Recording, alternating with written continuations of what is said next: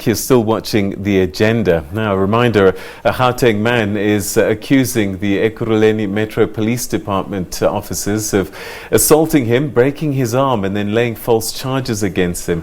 Bonginkosi Biyase says that on New Year's Eve, he and his wife went to a shop in Kempton Park to buy fireworks. Biyase alleges that officers then entered the shop demanding documentation for the fireworks in his possession. And according to him, the officers then demanded that he return the fireworks which he had already bought, saying that he didn't have a permit for them. Well, just to give us, we spoke to Bonginkosi Biyase a short while ago, but now we have a chance to talk to Ekurhuleni Metro Police Department, Kobeli, Mokheseng. Thanks so much indeed for joining us, and welcome to the program.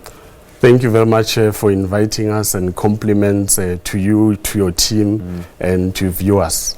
So, you must be quite shocked by the accusations that have been laid against your officers. What's been your reaction? All right, these allegations, we don't take them lightly. And we understand that the case has been opened at the Kempton Park Police Station. Now, since it occurred on the 31st of December and the following day it was a public holiday, our suggestion as the department, the Ekurhuleni Metropolitan Police Department, is that let us allow the South African Police Service to conduct all the necessary investigations, and then we will take it from there. Because now, whatever we are going to say, we might jeopardize the case with whatever that we can. Have the police officers involved been identified?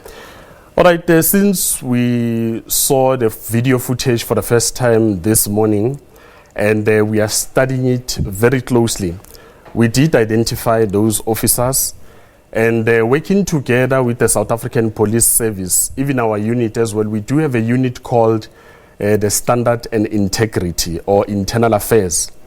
They will be asking statements as soon as it is on Monday from officers involved, so that we can start with our internal proceedings as well. So they haven't given you a version as yet? I mean, it's this is quite a serious case. Yes, it is. That is why I'm saying... Why would you wait so long to get a version from them? No, it's because it is at the hands of the SABC.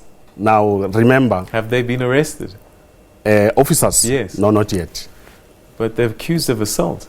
It's still allegations. But the other man was arrested, detained for 3 days, and they made allegations that he assaulted them. When the reverse is said, there seems to be different treatment. Thank you for that, Ndoro. First of all, when we go out to perform our duties, we enforce the law. We enforce municipal bylaws. And we do what we call crime prevention.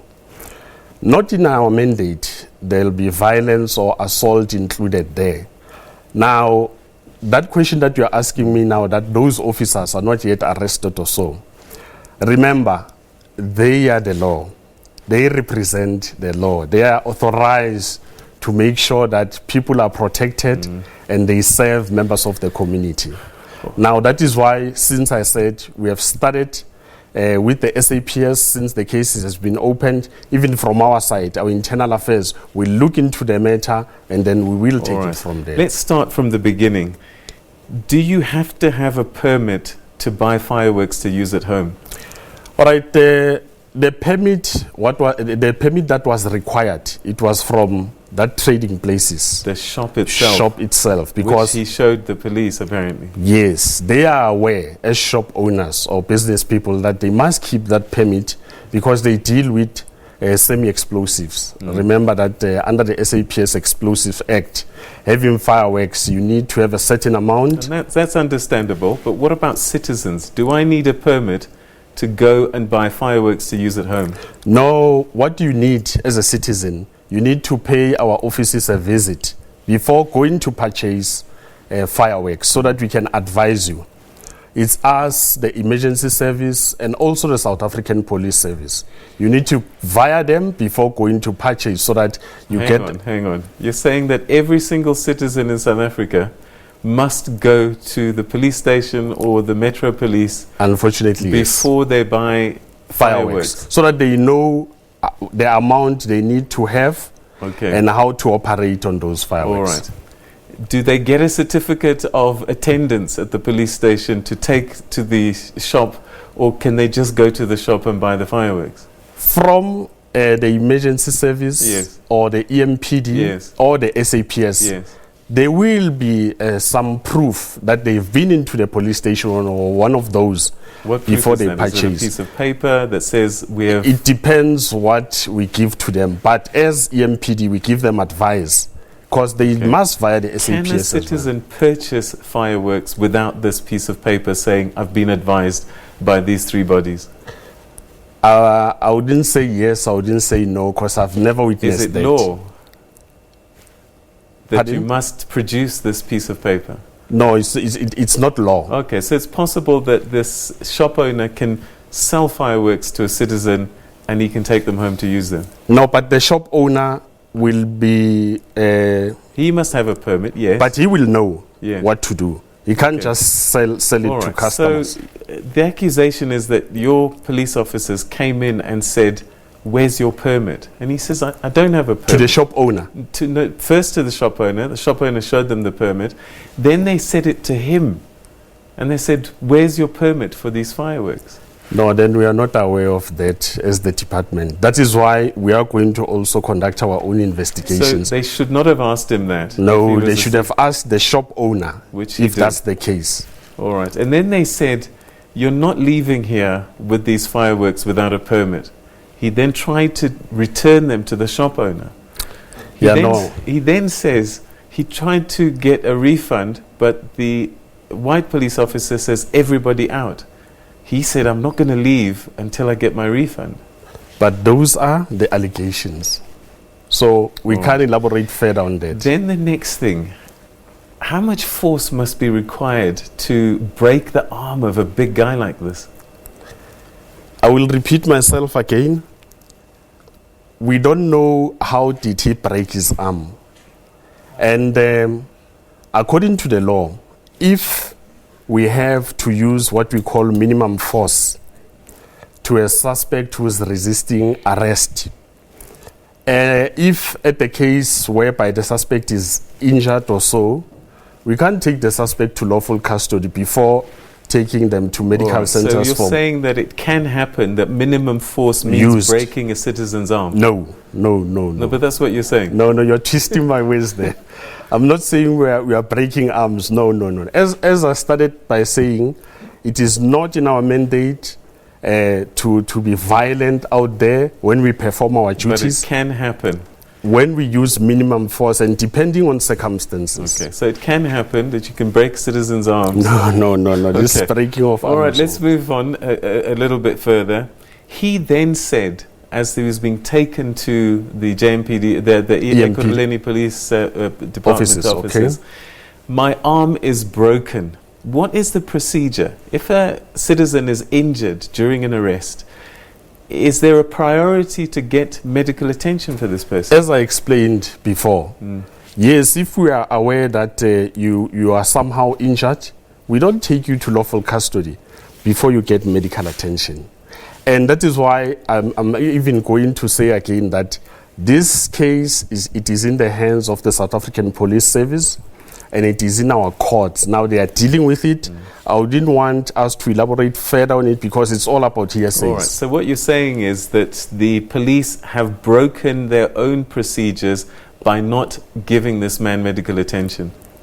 No, I was just giving you a scenario that But what could look, have his arm is happened. broken, that's a fact, right? But we're not sure how did he break his arm. It could only have been during either resisting arrest or between the shop and going to the EMPD, because there is CCTV footage of this man walking in.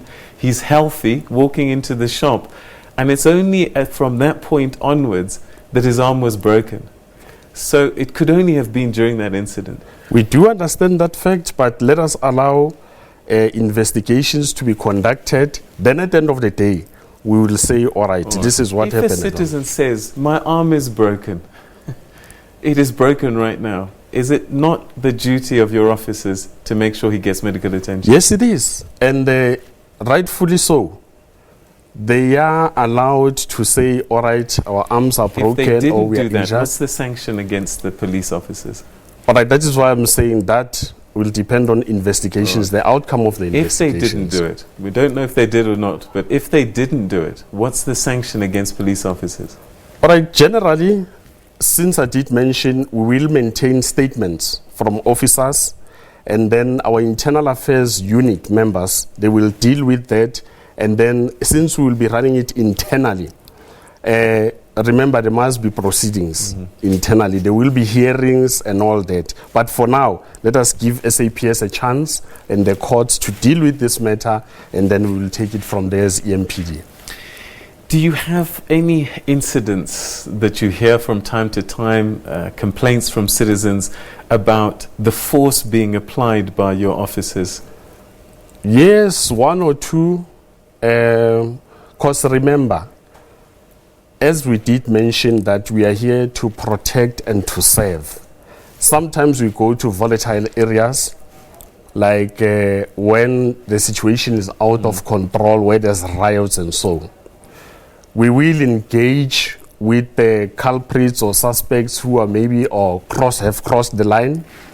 But at the end of the day, violence is what we discourage as members of the EMPD. We do not allow even our officers to use violence when performing their duties. If these guys are found guilty, I mean, we're looking at these images and this is quite disturbing. This man doesn't look like he's resisting arrest. And yet the way they're handling him, and he's going to be pushed on the floor just now, does that look like someone resisting arrest to you? But I didn't want to elaborate more on the video footage because it is in the hands of the SAPS. His hands are tied. Yes, we can see the footage, yes, but in Tatendoro, that is why I'm saying let us allow the investigations to unfold. Is that normal procedure? Is that standard procedure so that we can understand as citizens, if we're ever in a situation like this, that we can expect this to happen if we are trying to argue our case? No, this is not what we expect, and this is not what we tell our officers to do. That is why I'm saying SAPS are busy with this. Let them do their duties, and then internally we will investigate this. If they're found guilty, what should happen to them? Criminally or internally? Both. I would imagine internally you're going to be looking at this and saying, we can't have people like this representing us. All right, I do understand, but let us allow the law to take its own course. Okay. And then even us internally, it will depend on the merits of a case and what we have gathered after conducting or concluding the investigations. Have there been any cases raised against any of these officers before? No, not that we know of. All right. What were they doing there initially? What was going on? All right, we had an operation of enforcing municipal bylaws, whereby we visit trading centers and checking if what is required from business people about fireworks, setting off fireworks. Do they stay with what is required, what is lawful, or maybe there's something negative happening? So we were there just to enforce municipal bylaws. So you were there to check the business, whether they were in compliance with their business licenses. Yes.